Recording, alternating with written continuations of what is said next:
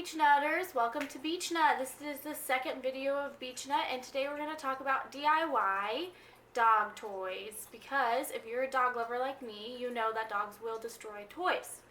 For example, one of these toys, I mean, it's not too bad, but one of my dogs had ruined one of these within like a month, and they're like 25, 20 bucks, I don't know, pretty expensive. So why not make your own that's very similar, and it's free, and you have to remake it, it doesn't matter because it's free and it takes like 10 minutes to make one. So that's why we're going over that. I have an example of it, but this is a really old one, so it's a little dingy. So don't judge. It's going to look a lot better than what it is right now. This is after a lot of tug-of-wars.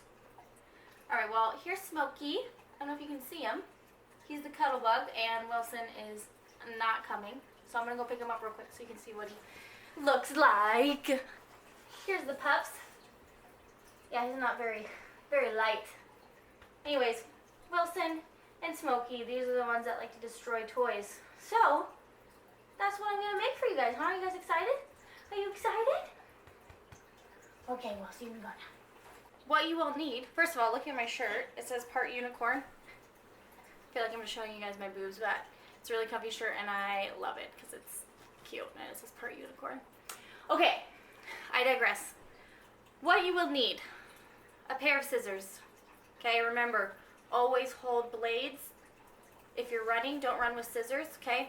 Always hold it, and if you're handing it off to someone, hand them the handles, not the blades. Safety tips. Then, you're going to need 4 different colored shirts. No, I'm just kidding. You're going to need 3 different colored shirts. I chose this neon and blue and then gray. Okay, so you're going to need shirts. I just have a lot of old shirts. If you don't have old shirts, I think you can go to Michael's and buy like $3 shirts or whatever. I'm not quite sure how much they are. But I think you can go to like Walmart or something and they're pretty cheap if you don't have any shirts to use. Or you can call me up because I have 1,000 of them. A lot of shirts. So, what you're going to need is 4 strips of each color. Okay? So, for me, I kind of cut these already so they look like crop tops. They weren't crop tops before that. For me, I like to cut it like all the way across because they're going to be longer. Okay, so like from side to side instead of going from the bottom up. Plus, it's a little bit easier to cut. Okay, so it doesn't stretch out as much. So I would just cut across here. But yeah, let's get to cutting. Alright, so I've already cut 2 colors out, and then I'll show you guys how I did the neon one. But here, pretty much the blue one, so it's about, I mean, it's pretty long, about 1 inch wide. So you have to have 4 of each color. So I have 1 of this green one, so we have to go on and cut the rest. So I'm grabbing the side here. Doesn't have to be too accurate. And I just keep cutting all the way down. I know, I'm a great cutter. But like I said, it doesn't have to be too accurate because it's going to be braided in. So if there's jagged edges, it doesn't really matter.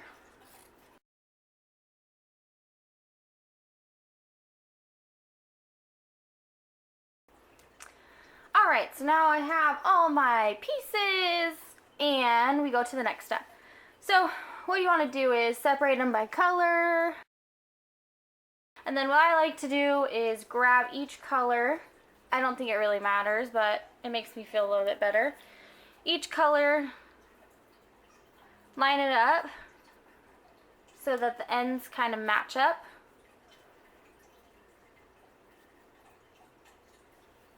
Okay, and then do like the same order.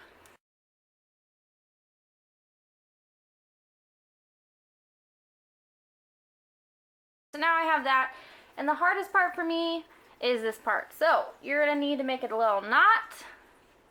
This you can cut off later, it's totally fine. But I start a little bit low, okay? You're going to make a knot Just really tug tight on it.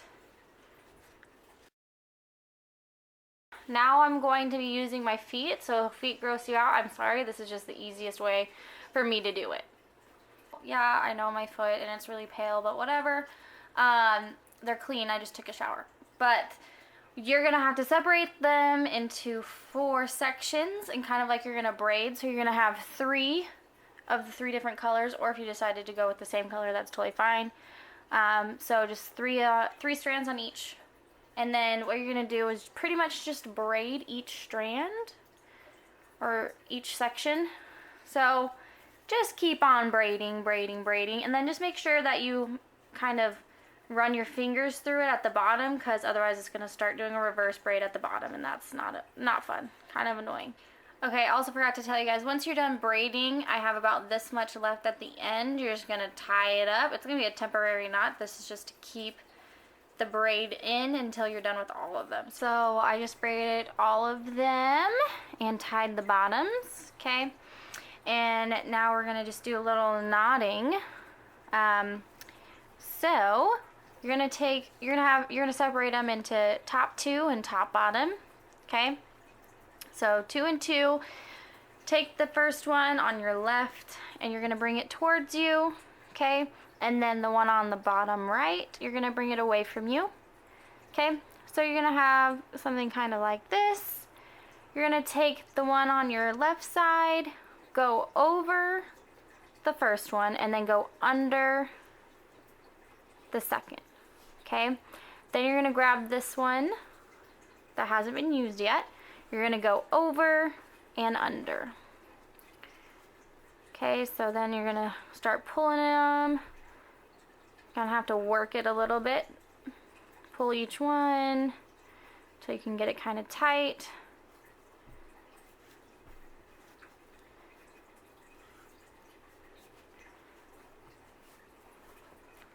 And it makes a nice little knot there. Okay, so now you're going to have to do the opposite. So this one goes up and then this one goes down, okay? So for this one, you're going to go over, under, okay? This one, over, under. Just repeat that process until you run out of string. When this one gets too short, to the point where you can't really start, weaving it in and out, that's where you're about to stop. Once you're done with that, you're going to want to untie all the braids. Maybe, if I can do it. Nimble fingers. So for me, if I tie it like this, it ends up getting too thick, so I actually just kind of unbraid a lot of it. Alright, so they're all untied. Now I'm going to make another big knot like this one on this side. Kind of make sure they got all of them in there. Sometimes I have stragglers and that is never fun. So there you go, got all of them in there. And then I like to push the knot towards the center first, just so that there's not a huge gap right there. So push it towards the center and then just pull it. Start sweating because it's a workout. I'm going to tighten this side up a little bit more. And boom, there you go. I'm going to actually probably trim. This one's not too bad. I'm going to probably trim this side a little bit because it's a little long. Alright, so now the true test is to see if they like the toy. Oh, look at. Oh yeah. And then they're going to tug of war it out. Looks like they like it. Yeah, true test right there. I hope you guys liked it. I had a lot of fun and my dogs did too. So this is the finished product and this is what it kind of looks like after a few months. But hey, I would say for a free dog toy, that's pretty good. So that's it. If you liked the video, please give it a thumbs up. And if you want to see more videos, subscribe down below. If you guys do try to make a dog toy, I would love to see them. So in the comments below, post a picture of it, see how colorful you can get, and how your dogs like it. Alright guys, have a happy Sunday. Bye!